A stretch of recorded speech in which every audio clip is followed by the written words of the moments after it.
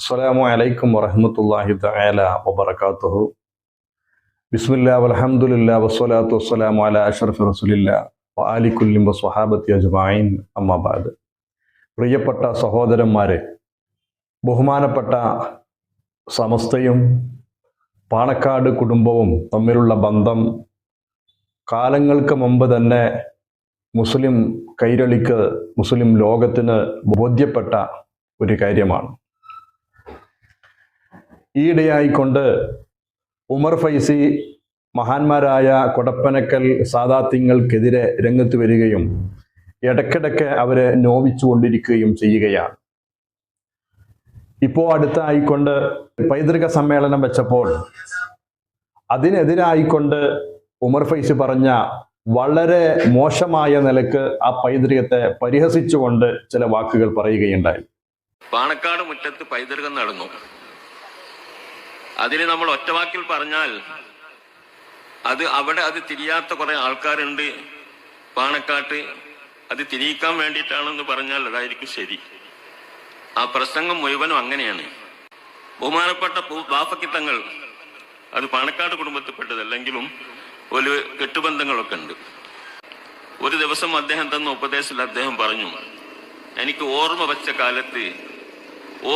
കാലം മുതൽ ജമാഅത്ത് നഷ്ടപ്പെട്ടിട്ടില്ല, നിസ്കാരം നഷ്ടപ്പെട്ടില്ല എന്നല്ല. ആർക്കത് പറയാൻ കഴിയ? ഏതെങ്കിലും മൊഴിയാർക്ക് പറയാൻ കഴിയുന്ന? അതുകൊണ്ട് ഞാൻ അതൊക്കെ കേട്ട വാക്കഫിത്തങ്ങളെ ഞാൻ ഔലിയ വലിയ പല സ്ഥലത്തും പ്രസംഗിച്ചിട്ടുണ്ട്. അള്ളാഹുവിന്റെ ഔലിയാക്കളിൽപ്പെട്ട ആളാണ്. കാരണം അദ്ദേഹം ഒരു ആത്മീയ, പാണക്കാട് തങ്ങന്മാരുമായ ആത്മീയ. ബഹുമാനപ്പെട്ട ബാഫക്കിത്തങ്ങളുടെ ചരിത്രം പറഞ്ഞുകൊണ്ട് ഉമർ ഫൈസി പറഞ്ഞു, ജമാഅത്ത് നിസ്കാരം പോലും പിന്തിക്കാറില്ലായിരുന്നു ബാഫക്കിത്തങ്ങൾ. അങ്ങനെ അവരുടെയൊക്കെ പൈതൃകം ഇവർക്ക് അവകാശപ്പെടാൻ പറ്റുമോ എന്നാണ് ഉമർ ഫൈസി ചോദിക്കുകയുണ്ടായത്.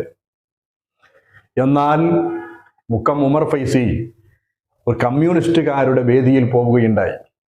എന്നിട്ട് അവിടുന്ന് നിസ്കാരത്തിന്റെ ടൈമായപ്പോൾ അതേ വേദിയിൽ ജാമിയ മർക്കസിന്റെ മാനേജറായ സി ഫൈസി ഉസ്താദുമുണ്ട്. സി ഫൈസി ഉസ്താദ് എന്ത് ചെയ്തു?